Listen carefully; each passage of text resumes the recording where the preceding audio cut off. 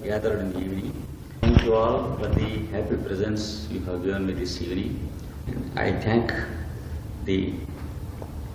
our host who has organized this opportunity.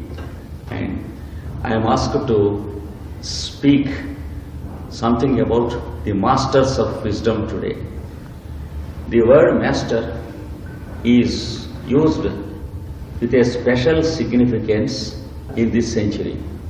We know the word a philosopher, a scholar, and a man of wisdom. And all these terms are used for different persons to indicate an extraordinary and superhuman efficiency in certain branches of wisdom. Apart from it, the word master is significant in its own way. In its special sense, it is for the first time used by Madame Blavatsky to indicate a group of people who work in their own way for the perfection of humanity in a multi-dimensional direction. The word master indicates mastery, and that is the significant part of those people. We can gain mastery in one subject or two subjects. One can show an extraordinary skill, discover new dimensions about wisdom. But the difference between a master and all the other people is a mastery not upon any subject or any branch of wisdom, but at first a mastery upon themselves. For this reason, they are separately called the masters of wisdom. Those people who are called the masters, they have made a scientific study of their own constitution and discovered a wonderful mechanism having many dimensions in themselves. For example, the physical body and its functions, the vital body and its functions, the mental body, the intellectual body, the creative will, and what they call soul, and a doorway into what they call spirit. They understood that the human constitution is an exquisite piece of machinery having many mysterious computers. Apart from the functions of all the machines discovered by man, the constitution includes a creative consciousness which is not present in any machinery except himself. And they also discovered that anything created by man can never be greater than man himself. For this reason, they have become masters. Otherwise, when a person who is not a master discovers something wonderful, immediately he goes into the foolishness of believing his creation greater than himself. The result is he loses his birthright of mastery, and within a short time he becomes a servant and not a master of his own creation. That is what we often see in those who are not masters. For example, a rare spark of human intellect has discovered money in this world, and from that day till today, the intellect of the majority of the human beings began to believe that money is greater than themselves, and they have sold themselves to money, and they live as the slaves and servants of money instead of masters. Similarly, when the scientists discovered scientific truths, and when the technologists discovered the many conveniences of man, they immediately believed that these aspects of civilization are more valuable than themselves, and they have become slaves of their own creation, and the result is we are being crushed by ourselves under the heavy wheels of civilization. In this single aspects, the master stands aloof from us, and their common sense never permits them to believe that their creation is greater than humanity. Can we believe that the mustaches and the beard we grow can protect us and save us and give us livelihood? It is foolish. Similarly, it is equally foolish to believe that the money we have created and the properties we have made, the houses and the lands and the fields, they protect us, they save us, and they make us live. If we believe this, we will be equally foolish. The masters are those who do not commit this mistake. They know the value of humanity up to such an extent that there is no human being on earth who is not honored by the masters. There is no question of ignoring any living being in the view of the masters, for the simple fact that life is a gift of God and the living being is a specimen of God's existence on this earth. This is the single aspect which keeps masters above and beyond us. And for the same fact, we can never grow in stature as far as the masters unless we sacrifice all our complexes, all our self-made ideals, our sectarianisms, and the worship of what we love. Unless we make a sacrifice of all these things, and unless we burn mercilessly all that we have created in our mind, we can neither understand the stature of the masters nor dream of attaining such a stage. Now let us go into the facts of a few masters. Towards the end of the previous century, a lady from Russia had come into contact with a few people by the mere fact that they picked her up and they gave her some directions to organize a society and establish foreign nuclei on the various parts of the globe to stimulate the human consciousness into the direction which leads to the path of perfection. And some of them have revealed to her their identity and they have taken her to their hermitage and they have trained her, and then they have transmitted their message to the world through two great books. The first one is called Isis Unveiled. The second one is called The Secret Doctrine. And since that day till today, these two works have influenced the minds of great thinkers. Thinkers belonging to the various branches of wisdom.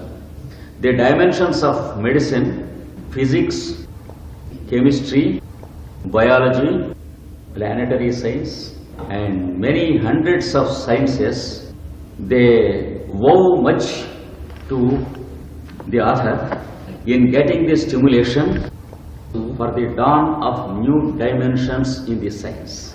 And when you go into the history of the tracing of the scientific ideas back, if you can trace back the history of the various scientific thoughts, you will find the seed thoughts in her books, and you will understand how the values of science have been thoroughly changed through a period of 75 years. And those masters who have trained her have given her another science which is not yet taken up by the modern man. It is called the science of man, and it is intended to be the science of those who know the art of living. It makes us capable of living in such a way that our very life will be an artistic piece that can be imitated by anyone in the first stages and that can be created by themselves in the advanced stages. It is the science which makes a god out of a man. The science was there during the past centuries in all the ancient nations. And there was a time when all the nations were having a common communication and a common syllabus for learning. In those days, there were students from all parts of the world who could learn this science in their own languages and who produced inspired writings among their own languages. And those books have stood the test of time, and we now call them the scriptures of the various nations. That's the reason why all the world's scriptures convey the same message, include the same symbolism, and mainly contain the same stories and fables also. When you make a study of the stories of the scriptures, for example, the story of the flood and the story of Noah, you will find the story in all the scriptures of all nations. Similarly, the descent of the Lord on this earth and the return of the Son of God to this earth can be found in the scriptures of all nations similarly. The names and terminology differ from language to language, but the narratives and the wisdom remains the same. This is because it was the work of the masters. These masters have gained a mastery over themselves at first. They have understood their mind and their intellect, and they have analyzed their likes and dislikes, and they could understand their likes and dislikes as temporary values, and they could eliminate these temporary values and filter and distill and purify and gather the crystal personalities of themselves, and they could discover what was there in them eternal, and they could get the eternal element free from the impurities through a peculiar process of self-distillation, and they have seen the world with the purified eyes, and the instrument was perfected, and through the perfected instruments they have studied what the world was. That's the reason why they have no two opinions about anything, and no two masters disagree about any basic truth. This is the wonderful thing which the ordinary intellect cannot understand, because it is the experience of the common intellect that no two intellectuals agree upon a single point, just as no two watches agree. If two watches were to agree and show the same time exact to the minute and second, it is not enough if we know how to use the watch. It is necessary to know how to produce the watch and also to have the capacity to produce watch on the physical plane. Then only we can make two watches which agree with each other. Like that, the masters produced themselves in such a way that they made instruments that are never personal, and they eliminated the personal element from their instruments so that the instruments remained identical in their achievements, though each instrument kept its own identity according to the field to which it has been applied. This is a rare thing which we cannot easily understand, but it happens to be true, because people exist on this earth with a perfect mastery upon themselves and their own nature. And two wonderful masters began to guide Madame Blavatsky and gave her a plan for the betterment of humanity. The two masters were called Master Moria and Master Kuthumi. They were on the background directing Blavatsky and her plans, and afterwards they allowed one of their disciples to direct Blavatsky and her disciples. They had one wonderful disciple whom they were perfecting for a long time.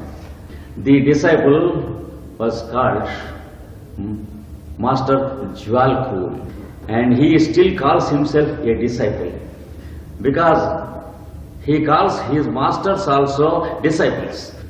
And he says that up to the level of the Christ all are disciples. In the sense, everyone is trying to get himself more perfected. That's why he calls himself still a disciple. But we should not understand that he is in our level by calling himself a disciple. And it was he who had dictated many passages in the secret doctrine, and after Madame Blavatsky passed away from the physical body, he took up another lady from the Occident, and he has organized a 30 years of work with her and dictated as many as 24, which stand in continuation with the books of Madame Blavatsky. And the general principles that are given in the books of Blavatsky have been developed in these books, and many scientific particulars have been worked out. And a branch of the new science, which we can call the science of man, has been worked out in all detail in a clear and scientific way, without allowing the mystical element or without allowing any glorifying element to take place in the books. Purely on the realistic plane and logical and psychological planes, now we have the science of spiritualism and a working hypothesis of practical training of the human constitution, a working hypothesis of the practical workability of the science upon the human constitution is presented in all detail in the 24 volumes dictated by Jwalpur to the new disciple after Madame Blavatsky. That new disciple is called Alice A. Bailey, and the work is going on without interruption because they have the skill of continuing the work through generations and generations,